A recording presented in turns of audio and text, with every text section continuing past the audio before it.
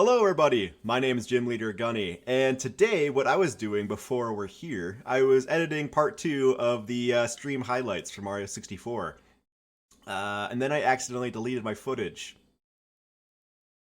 So today instead what we're going to be doing is making a Super Mario 64 level tier list. Now, I don't really have any expert opinion on this other than the 100% run I just did last week, so this is all going to be based on my opinion. Don't take any personal offense to this if I do not have the same levels as you and the same slots, but do leave some comments down below. Let me know what you think, and we can have a nice civil discussion down there. But anyway, let's jump right into it. Now, first up, we have got Bob-omb Battlefield. Obviously, a very classic stage for Mario 64. Very iconic, having to climb up the mountain in order to progress. That way you can face your very first boss battle. It's got all the cannons. It's got a little something for everybody. I'm going to go ahead and put this as a solid... Honestly, we might have to put this as an S tier right away. Next up, we've got our first slide level. It's a castle secret slide. I've had so many good memories from this. Granted, not so much from the original games, but from the remakes. If you don't know, Super Mario 64 DS had a multiplayer mode, and you could do battles with your friends on this stage here, and it was super fun. We found all sorts of ways to break the game, get on top of the stage, on top of the bricks, rather. So this one, although it is a slide level and it's pretty short, I'm going to go ahead and put this in A tier here, just because of the memories I've had on Super Mario 64 DS. Granted, it is an identical map, but it's just mostly the multiplayer fun. Anyways, moving on. Next up, we've got Whomp's Fortress. I would go ahead and probably put this in A tier in front of the slide level, like that. Because, again, it's similar in vein to Bob-omb's Battlefield. You have that sense of progression as you climb up towards the mountain, towards your boss battle. It's excellent for beginners because it gives you that sense of, like, where do I need to go? Oh, up, because that's where the bad guy is. So yeah, very simple stage design, but I really enjoy it a lot. Okay, moving right along, we've actually got the next stage here. I believe, is this Cool Mountain? It's not Snowman's Land. Snowman's Land's a later one. Cool Mountain. So what's really cool about this one is that it has another slide level in it. And this one might be one of my personal favorites as well. I'm gonna have to put it in S tier right along Bob-omb Battlefield. Honestly, I think it's better than Bob-omb Battlefield for me personally. And there's a lot of reasons why. All the stars in this one are super fun to get. You can toss a penguin off of a cliff because, you know, it was annoying. Technically, you can toss two penguins off of a cliff in the same life, so, you know, I don't know what that says about me so much, but I just really enjoy this level. The slide in it is awesome, just the level design. It's kind of flips it on its head. Instead of going to the top, you have to go to the bottom, so again, very simple game design. All right, now we have another one of the castle secret stars. This is the cap mission, the wing cap that we can fly around. You have to hit the red switch. I didn't necessarily have a big impact with it. I would probably put this one in C tier just because it's a red coin mission. It does introduce you to the cap, but it's also kind of hard to get all red coins in one shot. I know that I would bounce at the bottom a couple of times to get the last string of coins, just because flying Mario in this game is not as precise as they probably wanted, but maybe that's just me. All right, next up, we've got Jolly Roger Bay here. This is the Mario's first water level out of the bunch, and a lot of people don't necessarily care for water levels in video games just because, you know, it throws off the control scheme. Things of space, like your sense of space, is all tossed off. So I don't know. I would probably put Jolly Roger Bay in C tier as well. I really don't like it that much. Not to mention, the eel scared me a lot as a kid. It really freaked me out. I wasn't a huge fan of the water level on this one. Coming up next, we have another water level. This is the swimming around one for red coins right in the Jolly Roger Bay room. I'd probably put it right behind Jolly Roger Bay. To me, they're almost like the same situation. Next up, we've got Boo's Haunted Mansion, or Haunted House, whatever. I would probably put this one in a B tier. I really like the way that what they did with this map. Instead of having, you know, an open landscape to explore, They keep it confined in this really close quarters mansion. Um, that being said, it's kind of easy to get lost in this one if you're not super familiar with it. And the piano in this stage, don't even get me started on it. Like, that is nightmare fuel for everyone, not just me. Now, the first Bowser level, super iconic. It's your very first interaction with Bowser.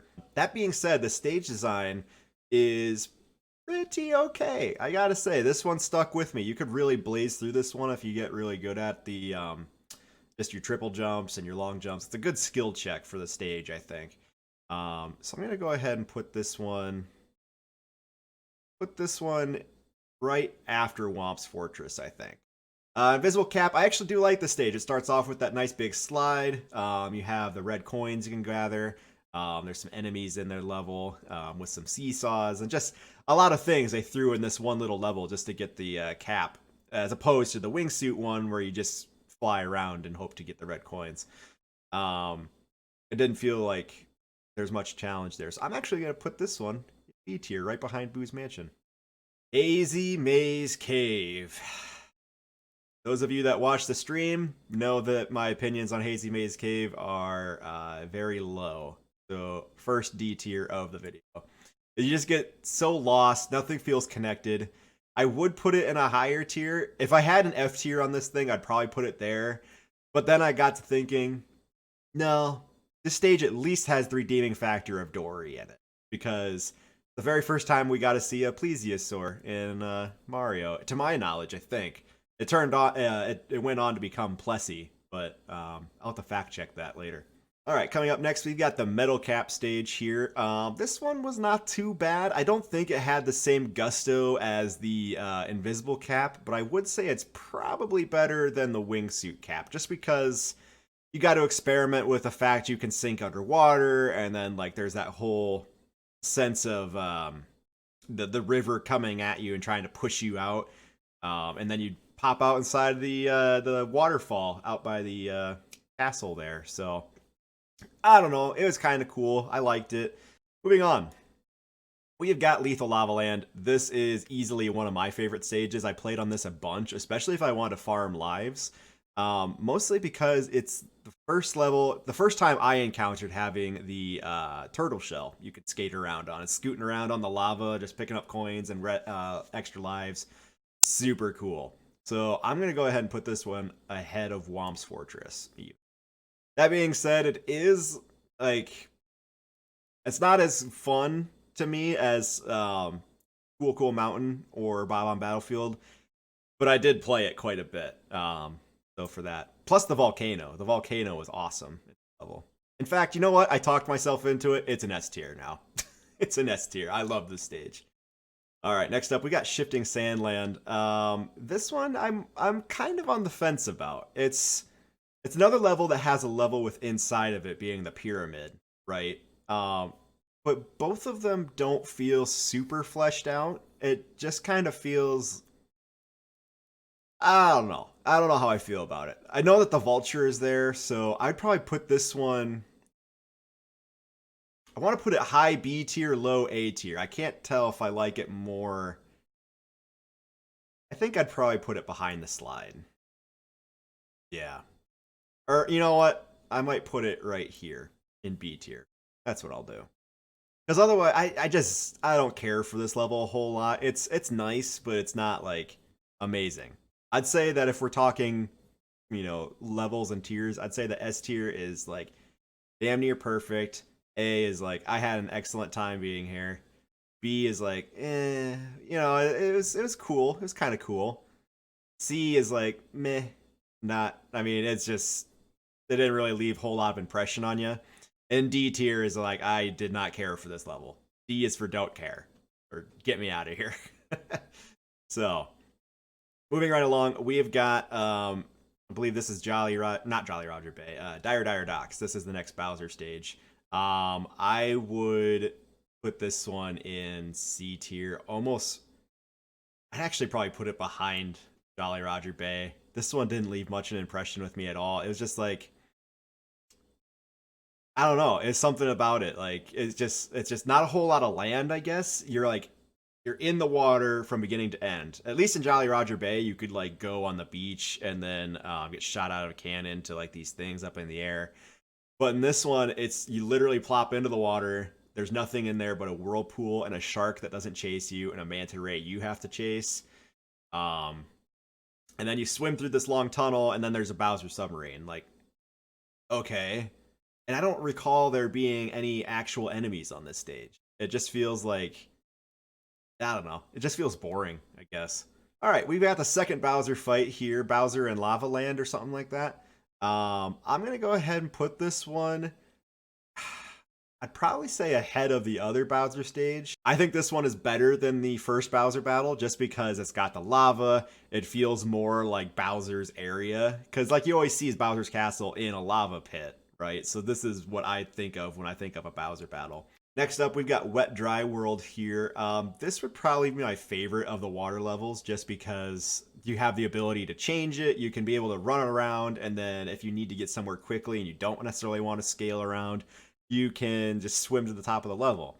That being said, you could also adjust the water level just by how high you jump into the painting.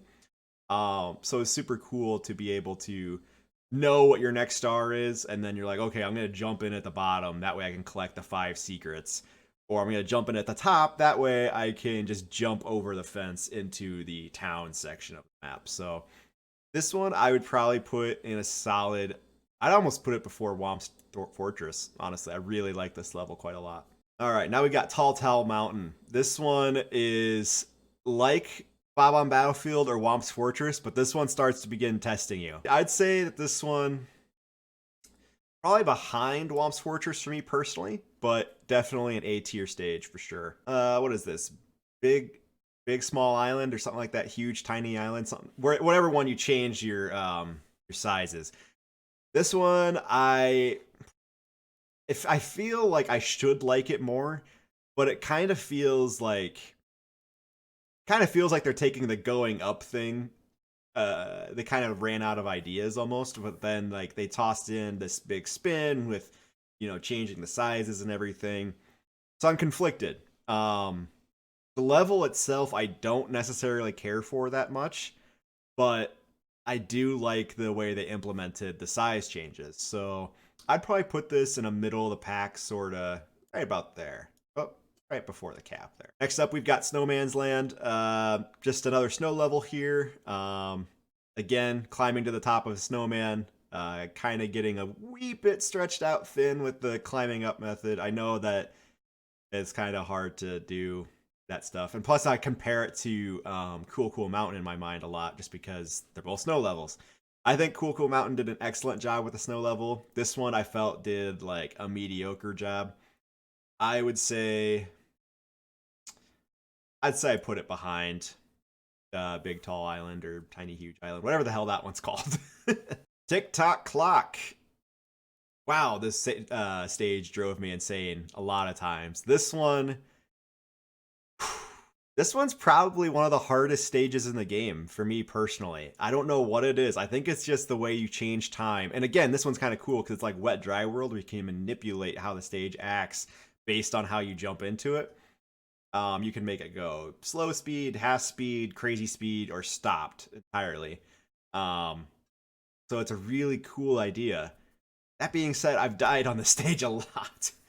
The inner Dark Souls fan in me that loves throwing myself at a challenge over and over again until it breaks, though, really appreciates this level. So I'm going to put this one right behind Wet Dry World. We only got 3 stages left here. This is the last of the secret stars, where it is in the same room as Tick-Tock Clock and the next Rainbow Cruise level. Again, this one kind of felt the same as the wing cap level where you get the switch. Just fly around. This time you get shot out of cannons at least, so that at least there's that to consider. But yeah, this one I didn't really care for it. I'll put it above the cap level just because it felt like I had more control over the situation with the cannons and multiple wing boxes. It just kind of felt like it expanded on that idea a little bit more. But again, the flying in this game isn't amazing by any means, so I'm kind of forced to put it towards the bottom of the list. Rainbow Cruise. a very how should I say this? It doesn't feel like it should be the last stage. This is technically stage 15 out of 15 if I'm correct. And it is really underwhelming. You just kind of sit and stand on a carpet for entirely too long. I should have timed it in the streams, but it feels like you're on the carpet for at least like a solid 4 or 5 minutes if you're going for one of the longer stars towards the top of the house. So yeah, gonna go ahead and put that in D tier. Do I put it below Hazy Maze Cave though? I don't think so. Last but not least, we've got the final Bowser battle. I'm gonna go ahead and say this one was the most difficult of them all. There's two separate points where you just run straight up, similar in the way that you run straight up on those pillars in Shifting Sandland. So it kind of felt a little bit weird, but I guess it also has a nice sense of scale. I'm gonna put this one last out of the Bowser stages, if I'm honest. And it's not that I don't like it. I just like the other two more. I like the way that the Lava Land and I believe Dark World is the first one. I just like their layouts better. But definitely the last Bowser battle deserves a top spot in 8 tier. So that's it, guys. I hope you enjoy my Super Mario 64 tier list. Feel free to leave a comment down below and let me know just how wrong I am when it comes to all this stuff. Or if you agree with me. I will try to get those highlight videos put out in the near future. They do take a long time. I've got about 6 more hours of footage to comb through. Make it 7 if you count the stuff I've already worked on and I have to redo since I deleted the video. So got a lot of work ahead of me. But anyway, thank you guys so much for watching and have a good day. Take care.